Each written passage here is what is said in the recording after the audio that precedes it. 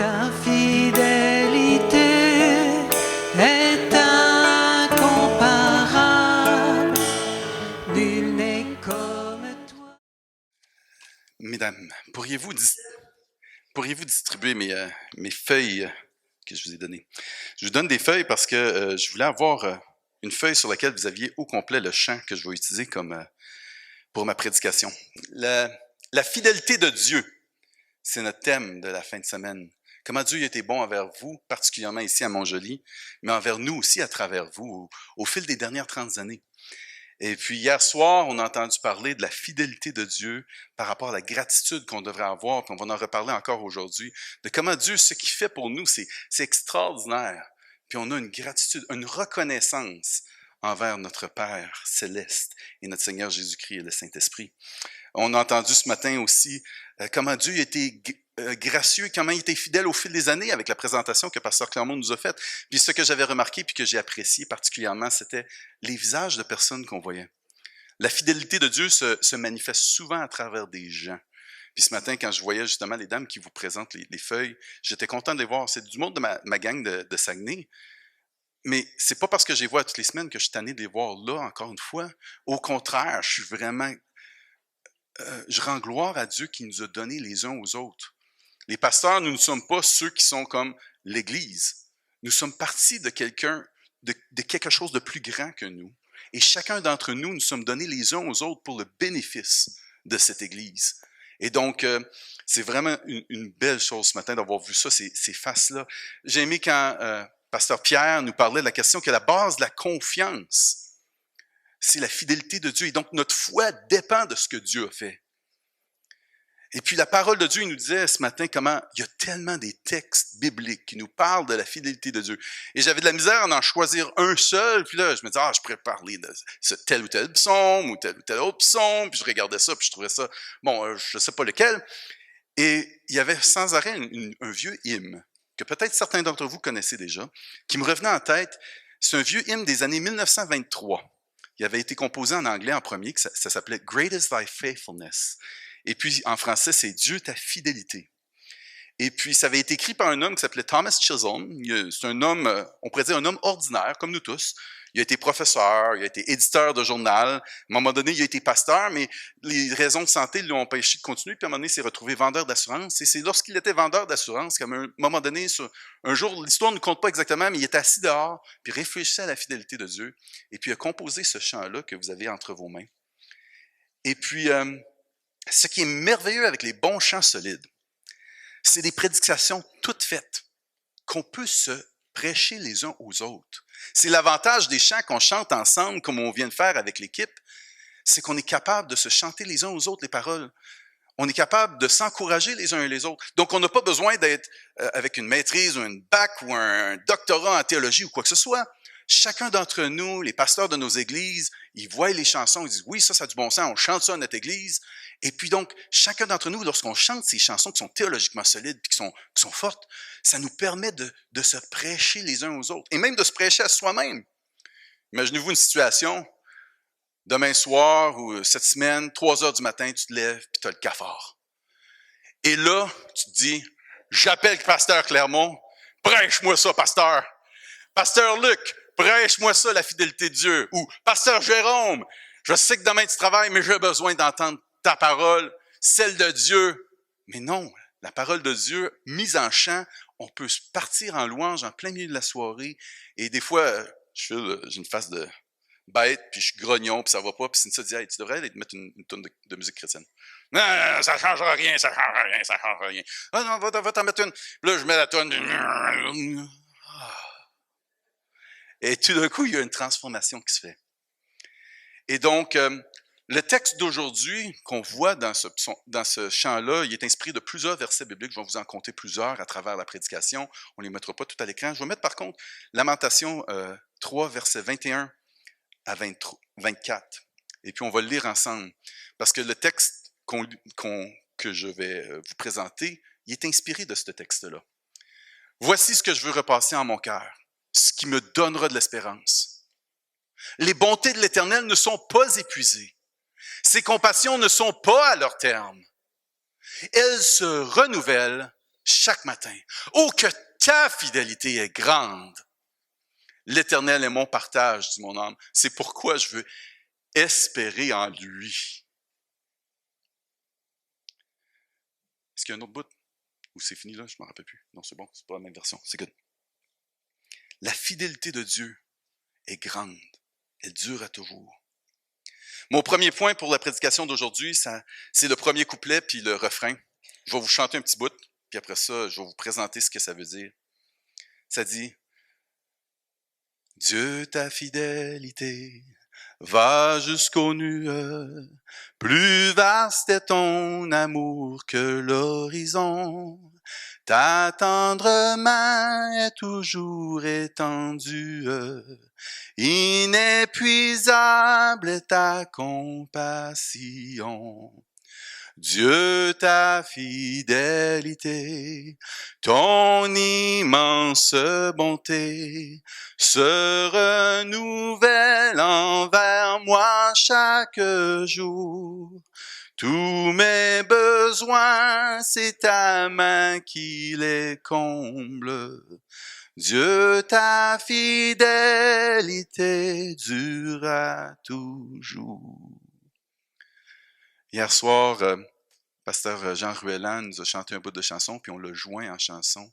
C'est incroyable comment les chansons nous ramènent ces vérités-là. Non seulement les vérités, mais les émotions qui doivent être associées. Ce matin, pasteur Pierre nous a parti juste un petit bout de « Quel ami fidèle et tendre ». Puis tout de suite, on avait la suite de la chanson dans notre cœur.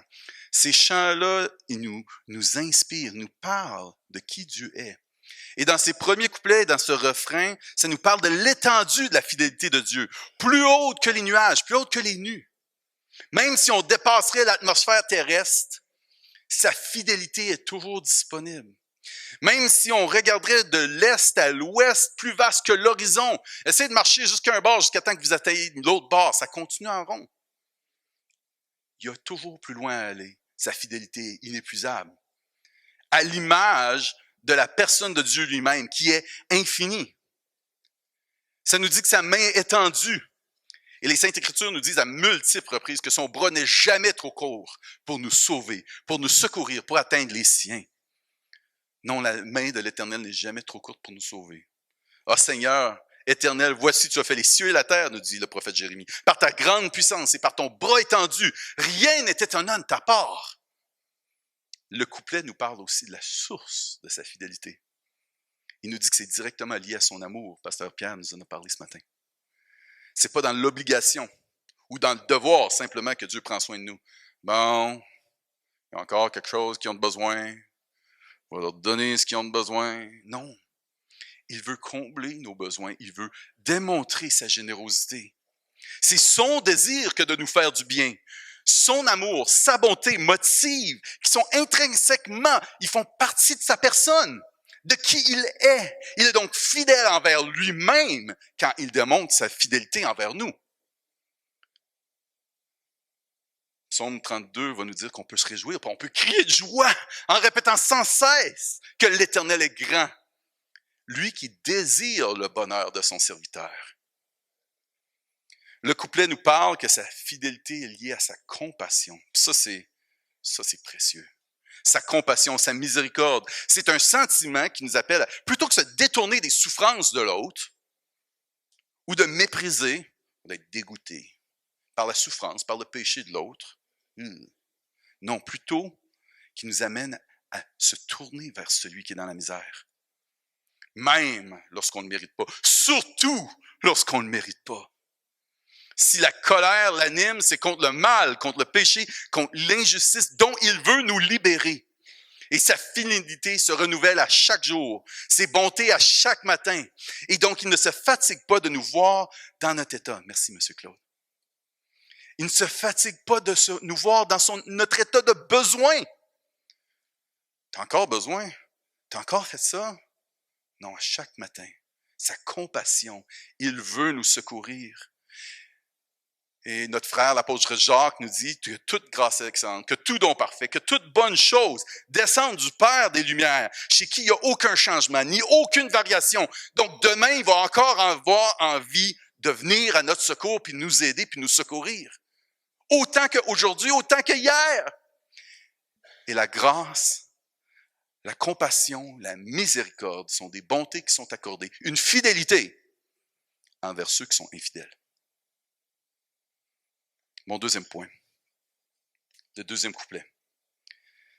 Ça dit « Romance du printemps ou de l'automne, neige hivernale ou saveur de l'été, tout l'univers à ta louange entonne, l'hymne à ta grâce, à ta fidélité. » Le psaume 148 appelle toute la création à la louange, que ce soit le soleil, la lune, les astres, aussi la création, les animaux, les plantes, les arbres, les saisons, les éléments de la météo, les montagnes, etc. Plusieurs autres psaumes en parlent, le psaume 96, le psaume 19. Le deuxième couplet nous rappelle la fidélité de Dieu dans le concret de la vie de tous les jours. Et vient suivre dans cette idée de la fidélité gracieuse de Dieu du premier couplet. Ça parle que le chant de la création est un hymne à la grâce de Dieu puis de sa bonté non méritée, pas seulement envers ses élus et ceux qu'il s'est choisis, mais envers toute la création entière, toute la création brisée. Dans Genèse chapitre 8, il y a le verset 21 et 22, que c'est vraiment un des beaux textes à ce sujet-là. Ça nous parle dans cette histoire biblique, ça met en valeur la grâce, puis que Dieu il est bon envers même les méchants. Ça dit, l'Éternel dit en son cœur, c'est tout de suite après le déluge de Noé, que Dieu il a fait un ravage. Il a démontré sa puissance et sa colère contre l'injustice et la rébellion de l'homme. Dieu va dire ceci, il dit, l'Éternel dit en son cœur, je ne maudirai plus la terre à cause de l'homme, parce que les pensées du cœur de l'homme sont mauvaises dès sa jeunesse. Je ne frapperai plus tout ce qui est vivant comme je l'ai fait, tant que la terre subsistera. Les semailles, les moissons, le froid, la chaleur, l'été, l'hiver. Par chez nous au Saguenay, c'est beaucoup plus l'hiver que l'été, mais j'imagine que ça doit s'arranger équilibré avec Haïti. Le jour et la nuit ne cesseront point. Dans le langage théologique, on parle de la grâce commune de Dieu. Une grâce que Dieu accorde pour un temps à toute la création, à toutes ses créatures, même ceux qui sont en rébellion contre lui. Permettez-moi de vous expliquer dans ce point-ci 3 facettes de cette grâce commune, de cette fidélité gracieuse de Dieu. Cette grâce commune se manifeste premièrement, comme je disais, dans une attitude favorable de Dieu à l'égard de toutes ses créatures, non seulement à l'égard des élus. Dans le chapitre 14 du livre des Actes, les apôtres sont à Lystre, puis suite à un miracle, à un moment donné, il va dire aux gens, il dit, une bonne nouvelle, on vous annonce. On vous annonce une bonne nouvelle, puis on vous exhorte à renoncer à toutes les choses vaines pour vous tourner vers le Dieu vivant qui a fait le ciel, la terre, la mer et tout ce qui s'y trouve. Et ce Dieu, dans les âges passés, a laissé toutes les nations suivre leur propre voie, quoiqu'il n'ait pas cessé de rendre témoignage de ce qu'il est en faisant du bien, en vous dispensant du ciel les pluies, les saisons fertiles, en vous donnant la nourriture avec abondance et en remplissant vos cœurs de joie. Puis il n'est pas en train de parler à des croyants.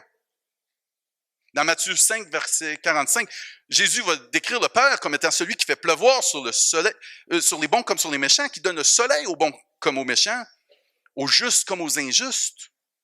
Et dans une société agraire qui vit de l'agriculture, qui dépend de la météo, des récoltes, comme notre frère Miguel qui va faire les foins, tout ça, quand on fait pousser des tomates, là, on veut qu'il fasse beau. S'il ne fait pas beau, on ne peut rien y faire.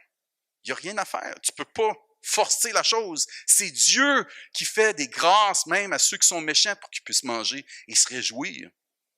Nous autres, aujourd'hui, on fait pousser des tomates parce que ça nous tente, puis parce que je souhaite trop de temps, ou je veux un obé, ou je ne sais pas trop.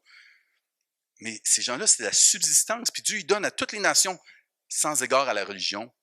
Il démontre sa fidélité, une grâce commune à tous. Le psaume 47 nous parle de comment il couvre les cieux de nuages, prépare la pluie pour la terre, faire germer tout sur les montagnes, donne la nourriture même au bétail puis aux petits corbeaux. D'autres psaumes vont parler de comment il nourrit les lionceaux. Et son but, c'est de produire une reconnaissance envers sa fidélité. Le psaume va nous dire, le but c'est non seulement les richesses de la terre, que tout le monde soit bien, mais qu'ils produisent quelque chose dans leur vie. Et il y a non seulement les bénéfices terrestres qu'on reçoit, mais même la santé et la vie. L'apôtre Paul, dans Actes chapitre 17, va nous dire comment que c'est lui, Dieu, qui donne le souffle, la vie à chacun. C'est en lui que nous avons la vie, le mouvement et l'être. Quand quelqu'un meurt, c'est pas autant que Dieu lui a donné la mort que Dieu lui a retiré le souffle de la vie. Tout subsiste par lui et pour lui. Les astres, les planètes, le cosmos entier est soutenu par sa sainte et grande parole. Notre Seigneur Jésus-Christ, c'est sa parole qui soutient toutes choses. Et lorsqu'il retire la vie, nous ne l'avons plus. Et donc les hommes qui méritaient la mort vivent, se marient, se réjouissent, ont des enfants. Tous sont des bénédictions de la fidélité de Dieu, gracieuse que Dieu donne. Un deuxième point de la grâce commune, c'est que Dieu donne et Dieu il va mettre des limites au péché dans la vie de la société puis de l'individu. Ça, c'est une autre manière que Dieu démontre sa fidélité.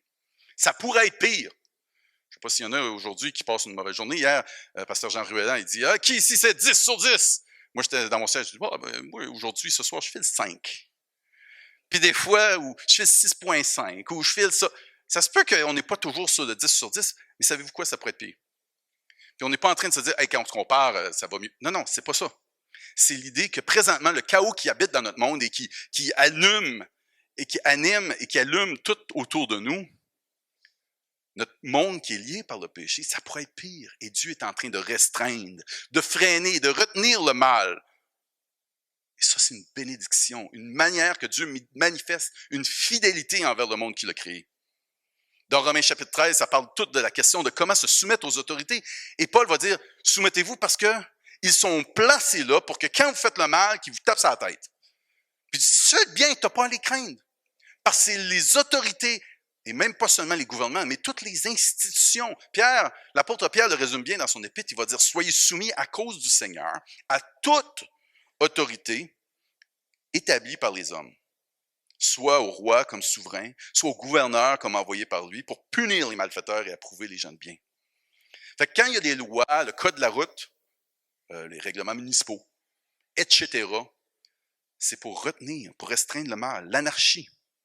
Je me rappelle à un moment donné quand on est allé en 2008 avec certains qui sont ici en Afrique, en voyage missionnaire, et puis à l'église de Pasteur Cudjoe, il y avait des gens qui étaient un peu superstitieux, puis ils disaient à un des pasteurs qui était là, « Hey, ce coin de rue-là, c'est sûr qu'il a été maudit par le diable, ou qu'il y a du vaudou, qu'il y a eu rien là, parce qu'il y a tout le temps des accidents sur ce coin de rue-là. » Puis un des pasteurs qui était avec nous à l'époque, il dit non, c'est le seul coin de rue sur la Maine qui n'a pas de lumière, qui n'a pas de feu de circulation. Lorsque Dieu, par sa souveraineté, n'établit pas des autorités pour préserver du mal, ben c'est le chaos, comme sur ce coin de rue-là. Quand quelqu'un fait le mal, qui désobéit aux règles, il est puni par l'autorité. On lui demande une amende, il peut être emprisonné, dans certains cas, il y a même la peine de mort. Et les gouvernements, à tous les paliers, que ce soit fédéral, provincial, municipal, les institutions comme la CSST, la SAAQ, la SAQ, Revenu Canada, Revenu Québec, les normes du travail, tout le reste, sont donnés comme un bien commun. Et Dieu manifeste encore sa fidélité. Même les mauvais, va dire l'apôtre Pierre. Les rois, les dictateurs qui sont mauvais. César, Ceausescu, Poutine. Dans Jean chapitre 19, Jésus va parler à Pilate et va dire « Tu n'aurais aucun pouvoir sur moi s'il n'était donné d'en haut. » Et quand Hérode et Pilate se sont ligués contre Maître et Seigneur, l'apôtre Pierre dit « Ils se sont ligués, mais ils n'ont fait que ce que la main de Dieu avait déterminé dans son conseil d'avance. » Dieu restreint aussi le mal chez les individus. Quand dans Genèse chapitre 20, il y a Abraham, le père de la foi, qui démontre l'homme naturel sans Dieu en voulant donner sa femme à quelqu'un pour sauver sa peau, un roi qui s'appelle Abimelech. Dieu va avertir Abimelech dans un rêve, puis va dire, Dieu dit en songe, je sais que tu agis avec un cœur pur, aussi je t'ai empêché de pécher contre moi. C'est pourquoi je n'ai pas permis que tu la touches. Dans 1 Samuel 25, David il veut faire du mal à Nabal, un homme cruel et méchant, et Dieu restreint sa main. Dieu lui empêche de pécher. Et David va dire, si j'avais attaqué Nabal comme j'aurais voulu le faire, parce qu'il y avait une face à claque, puis je voulais le ramasser, il dit, l'Éternel, le Dieu d'Israël, m'a empêché de te faire du mal. Il est vivant. La fidélité de Dieu se manifeste même envers nous méchants en restreignant le mal à un niveau de la société, mais même au niveau des individus. Et d'autres exemples sont possibles. Toutes les histoires de nations qui ont été envahies ou pas à cause que Dieu il a manifesté cette grâce commune.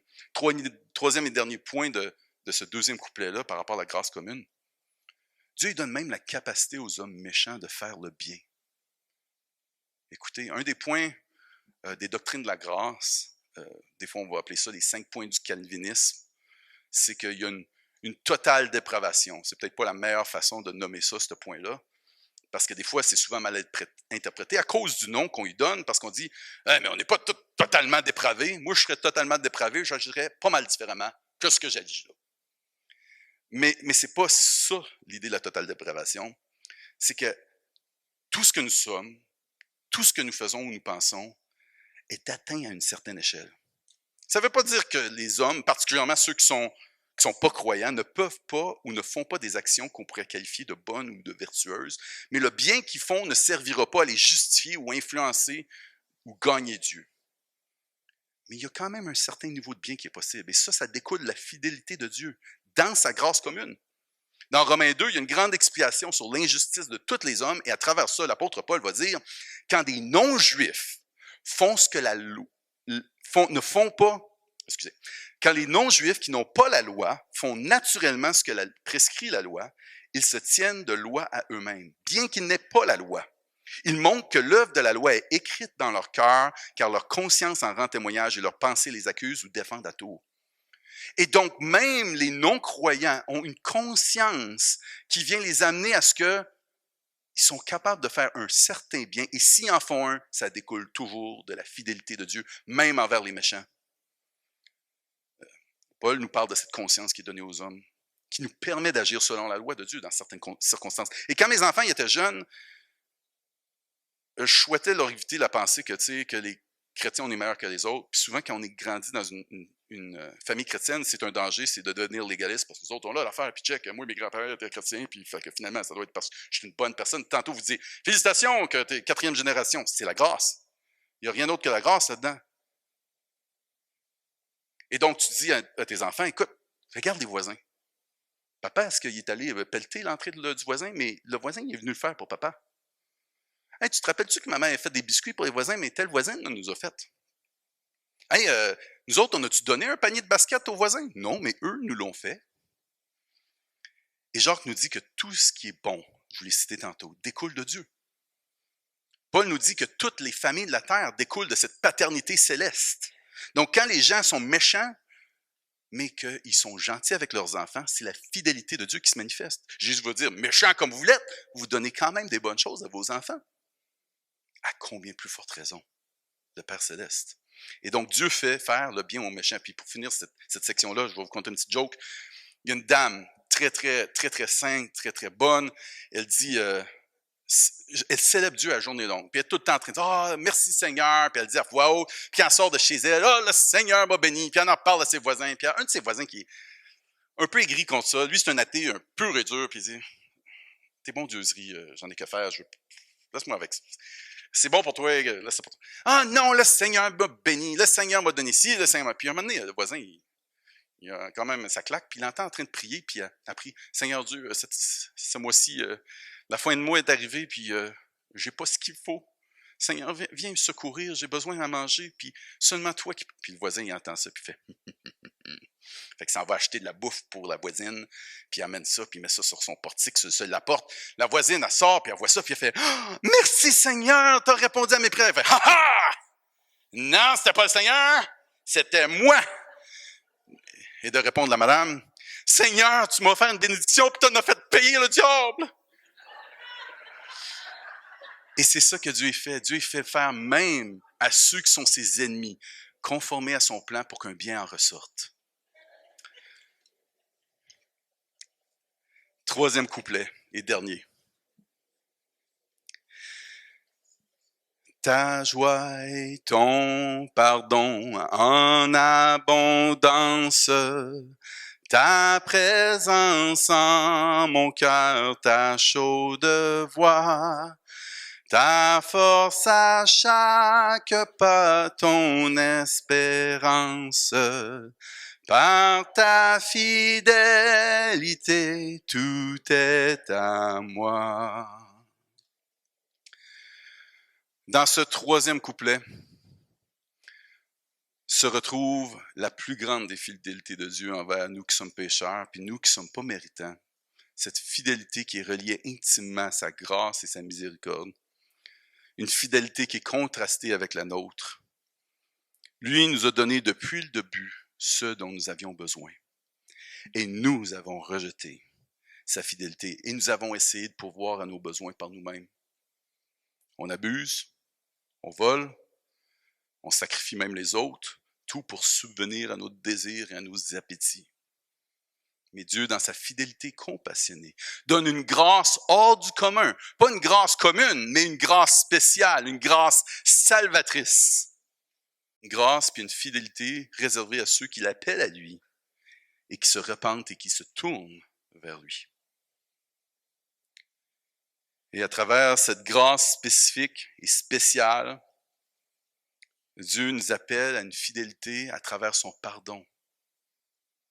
Si nous confessons nos péchés, il est fidèle et juste pour nous les pardonner et nous purifier de toute iniquité. Il est fidèle et juste. Comme nous disait Pasteur Pierre à travers le livre de l'Apocalypse, voici celui qui s'appelle fidèle et juste. Fidèle et juste pour nous pardonner de toutes nos iniquités. Ce que nous méritions, ce n'était certainement pas ce type de fidélité-là. Mais notre Dieu est fidèle envers lui-même et donc envers nous pour manifester sa bonté, son amour, sa compassion. Et nous étions loin. Mais il s'est rapproché. Il est fidèle pour pardonner à ceux qui se prosternent devant lui et disent « Je me détourne de mes mauvaises voies », qui lui demandent son secours. Et pour ceux-là, il ne fait pas que les pardonner, mais il leur redonne une relation intime, personnelle, et c'est là qu'il y a une fidélité dans sa présence. Il nous donne son esprit. Tantôt, je citais un texte qui parlait de Jésus qui dit « Hey, si vous êtes méchants, mais vous donnez des bonnes choses à vos enfants. » Dans Luc, ça va dire « Si donc méchants comme vous l'êtes, vous savez donner des bonnes choses à vos enfants. À combien plus forte raison le Père céleste donnera-t-il le Saint-Esprit à ceux qui lui demandent? » Il donne son esprit. Son esprit. Pourquoi il nous donne son esprit? Écoutez bien la réponse de Paul dans 1 Corinthiens 2, verset 12. Il dit « Or, nous n'avons pas reçu l'esprit du monde, mais l'esprit qui vient de Dieu, afin de connaître les bienfaits que Dieu nous a donnés dans sa grâce. Il nous a donné l'esprit pour qu'on connaisse encore plus sa fidélité, pour qu'on réalise encore plus qui il est. C'est l'esprit pour que toute gloire lui retourne à lui, pour qu'on puisse le remercier et encore rendre grâce en plus grande qualité, en plus grand nombre, des actions de grâce. L'esprit qui vient être avec nous en présence, toujours avec nous. Dans les bons moments, dans les mauvais moments, on n'est jamais seul. Et toujours maintenant, sa fidélité dans la personne de l'Esprit Saint, cette troisième personne de la Trinité qui nous accompagne, ceux qui ont cru. Et par sa personne, il est avec nous pour démontrer une fidélité qui se renouvelle encore plus à cette image de Lamentation, chapitre 3, où que ça se renouvelle à tous les jours. Il est là présent. Et qu'est-ce que l'Esprit Saint fait? Ben, c'est une fidélité à travers sa parole. Il nous communique ses émotions, ses volontés, ses désirs par le Saint-Esprit et par sa parole que l'Esprit Saint a soufflé aux prophètes et aux apôtres. Dans Jean chapitre 16, Jésus va dire, quand le Consolateur va être venu, l'Esprit de vérité, il vous conduira dans toute la vérité, il ne parlera pas de lui-même, mais il dira tout ce qu'il aura entendu et vous annoncera les choses à venir. Donc c'est l'Esprit Saint qui vient nous révéler la parole, on la comprend. Un jour, tu lis de quoi, tu fais, ça me dit rien. C'est des bondieuseries, c'est des belles paroles, c'est des bonnes histoires. Il y avait un jeune homme qui est venu à plusieurs reprises à mon église, puis il aimait les paraboles de Jésus, mais le reste, c'était comme pas assez concret pour lui. Bah. Puis nous autres, nous trouvions étonnants, on parlait tout le temps de Jésus. Puis là, dernièrement, il m'a contacté pour me dire, il dit, pasteur Aaron. Il dit, je suis rendu un chrétien. Puis je lis la Bible à mon église devant les gens, puis à la maison, j'ai des lectures quotidiennes que je fais. Puis avant ça, c'était comme, non, je lirai pas ça. J'ai fait le tour. J'ai pas besoin de le relire. Vous autres, on dirait que vous êtes poignés là-dessus. Il y a d'autres choses, il y a d'autres livres intéressants. Mais là, il est rendu qu'il fait, non, je la lis à tous les jours. Parce que l'Esprit vient allumer des choses. Sa parole devient vraie. Il nous communique. C'est poussé par l'Esprit que les apôtres ont écrit, que nous avons cette parole. Et ces paroles, nous dit le livre de l'Apocalypse, sont fidèles et véritables. Et donc, quand on est en train de se répéter ces paroles-là, quand tu relis la parole, quand tu la prêches, quand tu la chantes les uns aux autres, encore une fois, même si ce n'est pas le même type d'inspiration, de soufflage que l'Esprit a fait aux prophètes et aux apôtres, encore une fois, l'Esprit est en train de souffler à travers nous envers notre prochain pour qu'eux aussi entendent cette parole qui donne la vie. Et nous aussi, il nous encourage. Il nous parle de manière à ce que nous diriger, nous encourager. Parce que le Seigneur, notre Dieu, est le Père et l'Esprit des prophètes, le Dieu de l'Esprit des prophètes, nous dit l'Apocalypse. Et ce nous sommes, une nation sainte, comme vous avez dit ce matin. Nous sommes ce peuple qui détient la parole qui sort de nous aussi. Et donc, à travers cette parole, il y a une fidélité dans sa force. Une fidélité qui vient nous transformer pour que nous ressemblons de gloire en gloire, comme nous disait le pasteur Pierre ce matin, à une image de Jésus-Christ le Fils, pour que nous soyons de plus en plus fidèles comme lui a été fidèle. Notre fidélité est impossible. Par nous-mêmes, c'est rien. Mais le Saint-Esprit nous dit, et pasteur Jean Ruellan l'a mentionné hier soir, le passage qui dit Dieu est fidèle, ne permettra pas que vous soyez tentés au-delà de vos forces. Mais c'est cette idée qu'il y a derrière ce passage-là, qu'il y a l'Esprit Saint est celui qui nous donne ce dont on a besoin dans les épreuves, dans les activités de la vie, dans les choses. On n'a pas une force en nous-mêmes. On ne devient pas fort. Il est notre force. Il est fidèle. Et on s'attend à lui. L'apôtre Paul va dire à son disciple et à son frère, son fils Timothée, c'est pas un esprit de timidité que Dieu nous a donné, mais au contraire, son esprit nous remplit de force, d'amour et de sagesse. Et ça, c'est la fidélité de Dieu dans sa force. Et puis dernièrement, dans cette grâce que Dieu nous accorde à travers l'esprit et à travers le salut, il y a une fidélité dans l'espérance. Parce que nous vivons encore dans un monde qui est déjà, mais pas encore. Il y a un bout de l'histoire qui s'en vient, qui n'est pas encore terminé. Même que le bout de l'histoire le meilleur, le début de notre histoire ne fait que commencer. On vient de finir quasiment la préface. Voici la préface. Cette histoire a été contée dans de tel but. Puis là, tu arrives, page 1, chapitre 1. Un jour, le chapitre 1 va nous paraître d'en face. Le ciel et tout ce qui existe va être déroulé comme un rouleau. Et là, la première page. Page 1. Il était une fois. Nous avons l'espérance. Nous avons une espérance. Écoutez, que personne ne se mette sa gloire dans les hommes. Va dire l'apôtre Paul. Il va dire, de toute façon, tout est à vous. Il dit, soit Paul, soit Apollos, soit Céphas, soit le monde, soit la vie, soit la mort, soit toutes les choses présentes, soit toutes les choses à venir. Tout est à vous, parce qu'on est à Christ. Et Christ est à Dieu. Et Dieu est fidèle. Or, cette espérance ne trompe pas, va dire l'apôtre Paul en Romains 5, parce que l'amour de Dieu s'est déversé dans notre cœur par le Saint-Esprit qui nous a été donné. Donc, nous, quand on pense à la fidélité de Dieu et tout ce qui est arrivé dans le passé, un des passages que j'ai vraiment aimé quand j'étais jeune, c'était le psaume 78, où que ça parle de regarder comment Dieu a été fidèle. À un moment donné, il y a comme un genre de, comment tu appelles ça, en musique, tu sais, quand tu écoutes la musique électro, là, puis là, il y a comme un genre de drop, là. En tout cas, il y a un moment où tout change, puis là, il dit, puis vous autres, vous êtes toutes croches, puis vous faites pas comme il faut, puis vous auriez dû vous apprendre que... Puis, mais c'est que la fidélité passée devrait nous dire, mais on peut faire confiance à Dieu aujourd'hui, puis on peut faire confiance à Dieu demain. Quand je suis en train de préparer la prêche, il arrive des moments dans ta préparation qu'à un moment donné, tu te sens plus ou des choses de même. Ou d'autres fois, après que tu as fini de préparer ta prêche, généralement, je finis le samedi, puis je prêche le dimanche. Mais là, quand il y a un intervalle entre le moment que je prêche puis la fin, à un moment donné, tu commences à te poser la question. Ouais, Ça me semblait bon tantôt quand je l'ai écrit, mais il me semble que... Mais est-ce que Dieu a été fidèle par le passé? Toujours. Est-ce que Dieu a pris soin de nous? Toujours. Est-ce que Dieu a été bon? Oui, toujours. Des fois, à travers le cancer, à travers la maladie, à travers la perte d'emploi, à travers toutes sortes de choses. Dieu a toujours été fidèle. Il a toujours été présent. Et le moment qui va être le plus présent et le plus fidèle envers nous, c'est le jour de notre mort. Ou le jour de cette résurrection glorieuse quand on va être changé en un instant. Mais la fin qui s'en vient ne fait que commencer. Puis ça sera jamais meilleur que ce qui s'en vient. Donc, l'espérance dans cette fidélité. 1 Thessaloniciens 5, versets 23 à 24, dit que le Dieu de la paix vous sanctifie lui-même tout entier et que tout votre être, l'esprit, l'âme et le corps soient conservés irréprochables lors de l'avènement de notre Seigneur Jésus-Christ. Dieu va produire en nous ce qu'il veut. Il va nous sanctifier. Il va nous faire croître.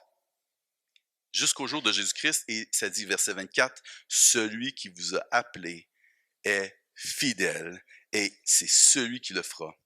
Il est fidèle pour accomplir ce qu'il a commencé. » Terminons avec 2 fois le refrain.